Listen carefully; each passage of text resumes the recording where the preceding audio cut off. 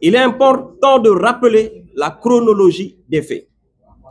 Le 11 décembre 2024, une décision arbitraire de l'autorité administrative a injustement déclaré démissionnaire de ses fonctions le maire.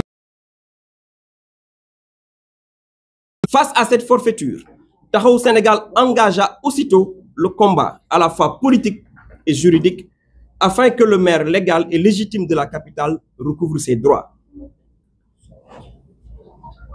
Depuis lors et jusqu'à ce jour, notre mouvement persiste dans cette dynamique, déployant sans relâche initiatives et efforts pour aboutir à un dénouement juste et heureux de cette affaire. Or, le 16 août 2025, l'autorité préfectorale, à la surprise générale, a demandé à Madame le maire intérimaire de convoquer le conseil municipal avec pour seul point inscrit à l'ordre du jour l'élection du maire de Dakar, précisant que cette décision émanait du ministre des collectivités territoriales. Face à cette situation, Taxawu Sénégal a, en toute responsabilité, pris l'initiative de rechercher une issue permettant de préserver le fauteuil de maire dans l'attente de l'arrêt que la Cour suprême devra rendre le 18 septembre 2025. Ainsi, compris se rallier aujourd'hui au mouvement Sénégal bi ñu bokk, ainsi qu'avec les leaders des deux camps. L'objectif poursuivi était de favoriser l'émergence d'une candidature unique, conformément aux vœux exprimés par nos alliés du FDR et de l'opposition. Par la suite, au terme d'un processus d'unité et l'exigence de l'unité, il a été arrêté dans un esprit de concorde et de responsabilité partagée que Mme Ngoné Meng porterait au nom de Taxawu Sénégal la candidature à l'élection du maire. Sous ce rapport précis, il faut souligner que le choix du maire Barthélémy Diaz était depuis le début de la crise de soutenir la candidature du maire intérimaire Ngoné Meng en cas d'élection, pour deux raisons que lui-même avait clairement expliquées à ses partisans.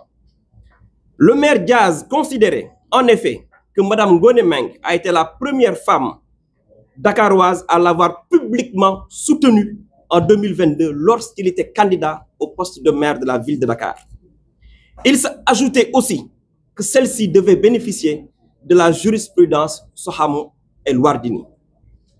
Que s'est-il passé entre-temps pour qu'à l'annonce de la date de l'élection, le maire Barthélémy Diaz changea de position en choisissant de présenter la candidature de l'adjoint au maire Pateba? Que s'est-il passé pour qu'à la veille de l'élection, le maire Diaz changea radicalement d'option en appelant à un boycott? Toujours est-il que ses partisans, pour étayer l'argument du boycott, évoquent le refus de Madame le maire de convoquer une réunion d'urgence du bureau municipal le week-end et de saisir le préfet pour un report de la date de l'élection. Sur cette question du report, en attendant la décision de la Cour suprême sur le référé, les spécialistes consultés ont été clairs. La saisine du juge n'est pas suspensive. Dans la jurisprudence administrative, les sursis à exécution sont exceptionnels. Et en aucune manière, ni Madame le maire, ni le bureau municipal n'ont la prérogative de faire reporter l'élection convoquée, faut-il le rappeler, sur la demande du préfet. Dès lors, notre responsabilité nous interdisait de cautionner un boycott dont l'efficacité judiciaire n'était assortie d'aucune garantie.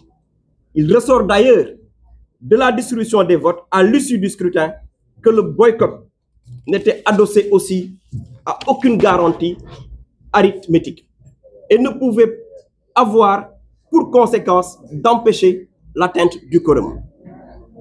En effet, les stigmatisations saugrenues, le Conseil a battu un record de présence avec la preuve, les 49 voix du